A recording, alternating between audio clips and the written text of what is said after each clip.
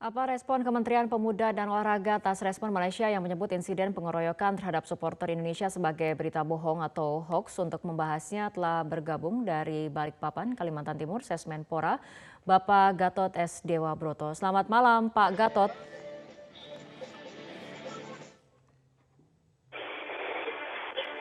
Ya, Pak Gatot, dalam surat protes yang dikirimkan dari pihak Indonesia ke Malaysia ada beberapa pernyataan seperti bentuk kekecewaan, terus kemudian permintaan untuk adanya investigasi atau proses hukum dan permintaan adanya pernyataan permintaan maaf. Tapi sampai saat ini kita masih belum mendengar pernyataan resmi dari pemerintah Malaysia.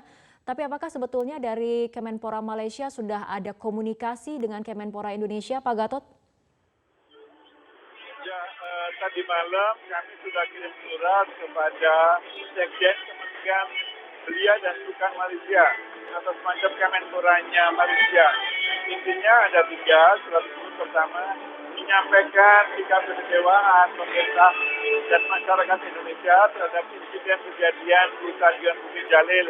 Dan yang kedua, meminta kepada pihak kepolisian Malaysia mengusut tuntas secara transparan dan objektif terhadap mereka-mereka yang diduga telah melakukan penganiayaan. Dan yang ketiga, ini yang paling berat dan paling penting, diminta. Kita lihat Menpora Malaysia menyebut bahwa video dan insiden pengeroyokan itu adalah hoax atau berita bohong. Bagaimana tanggapannya?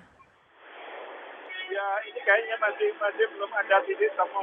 Pengeroyokan, ada juga kasus mengenai penahanan 3 supporter Indonesia yang ditahan karena menyebar kabar bohong mengenai berita ketakutan. Kita akan bahas mengenai hal ini, tapi kita ikuti jeda berikut terlebih dahulu.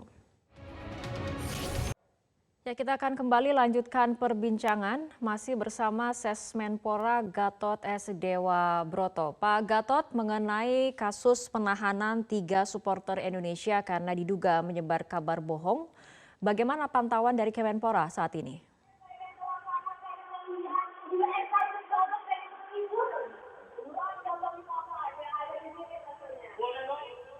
Pak Gatot.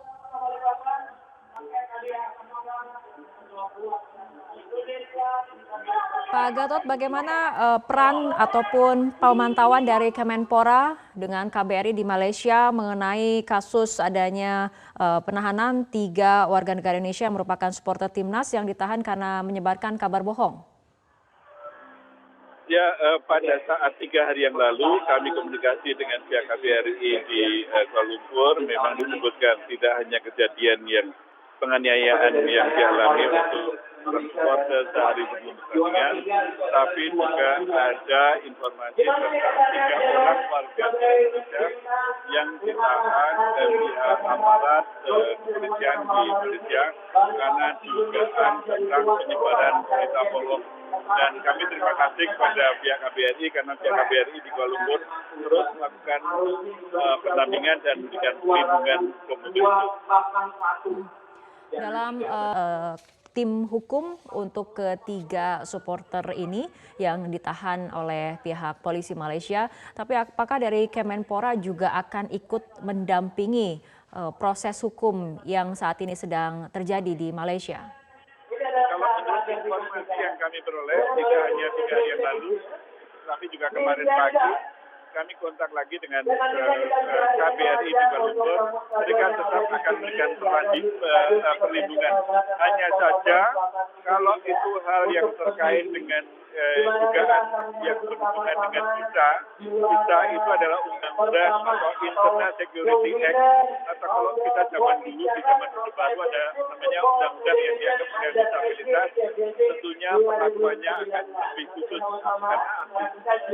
Ini tidak ditanggapi sesuai dengan permintaan yang dituntut oleh pihak pemerintah Indonesia dalam hal ini Kemenpora. Apa langkah yang akan dilakukan? Langkah kami ada 2.